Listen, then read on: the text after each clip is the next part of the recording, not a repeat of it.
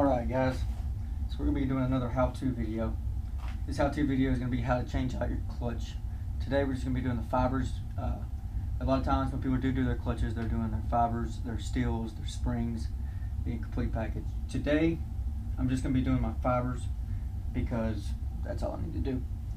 So first we're going to start off by taking the case off. For this bike I'm going to need an 8mm socket and ratchet. First I'm going to take off this one because it's holding up this. It's the spring that's holding up my brake lever. I'm going to loosen them all up evenly at first. I'm going to be a little bit sporadic, kind of like you're taking the wheel off of a car. You want to mix it up that way that the pressure's not all on one bolt.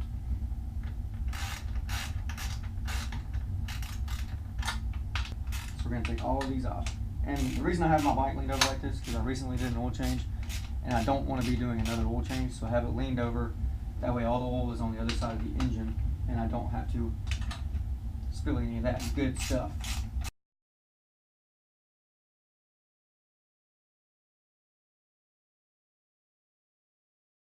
Alright, so I got all the bolts out of it. I'm going to pull this case off of it. There we go. ATM, we don't have a gasket. It's pretty much an O-ring that goes around the side. It's a rubber ring that the compression seals it up for. So on most of your bikes you're going to have a new gasket, unless you believe you can save your gasket. But I would recommend having one just in case. So once you get this off, there's 4 bolts right here. You're going to take those bolts loose. Alright, so you got that done. These 4 are out with the springs. You're going to take this top cover and pull it out. And this right here, don't worry, it's your push rod. Okay? That's when you pull your clutch, that's what's pushing it to disengage to disengage your clutch. That way the gears are catching and all that good stuff. So you can leave that there. You ain't got to pull that out. Alright, so once you do that, you can start pulling out the old clutch plates and fibers. And these ones are going to stick together a lot because they are pretty worn out.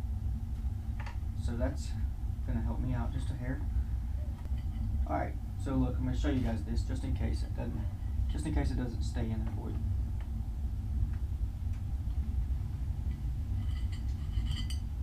You see this metal ring? That stays in there, and the beveled part comes out to the outside of the engine. That's the first thing that goes in there. Also, I want to show you guys one more thing. Well, I'm going to show you guys a lot more things, but this in particular. These 2.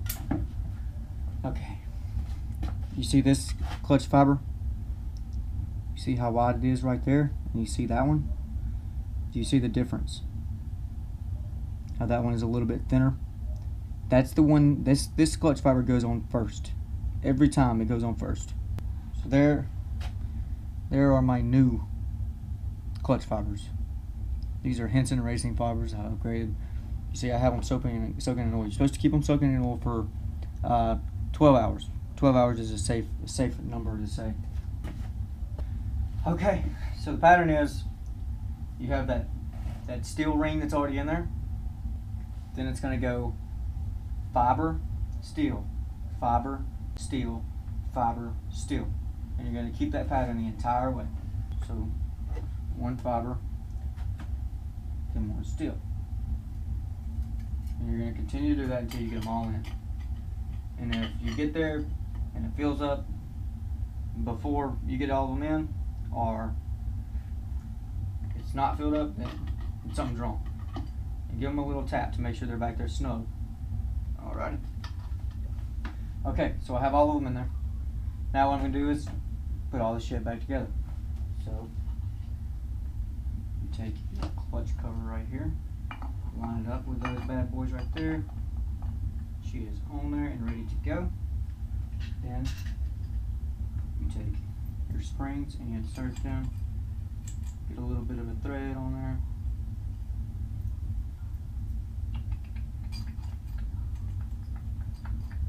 Get a little bit of thread on each one of them.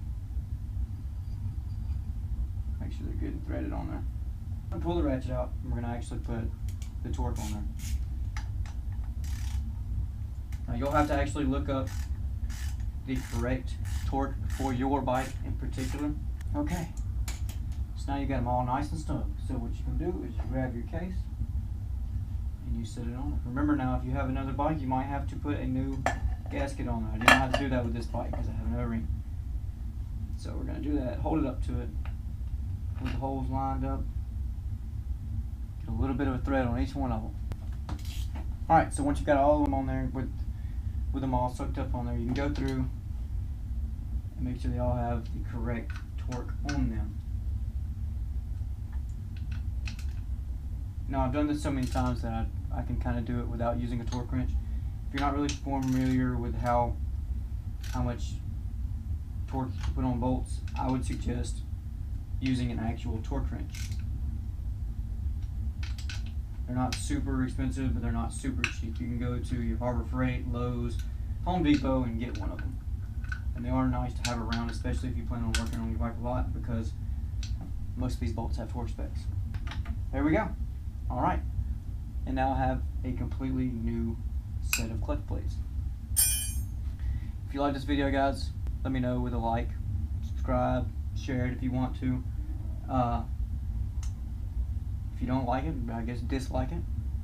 Let me know down in the comments if you need any help. I'm pretty quick at responding. If you send me a question, I should be able to reply pretty quick as long as I'm awake or not riding. That's about the only things that can withhold me from responding. You guys have a good night.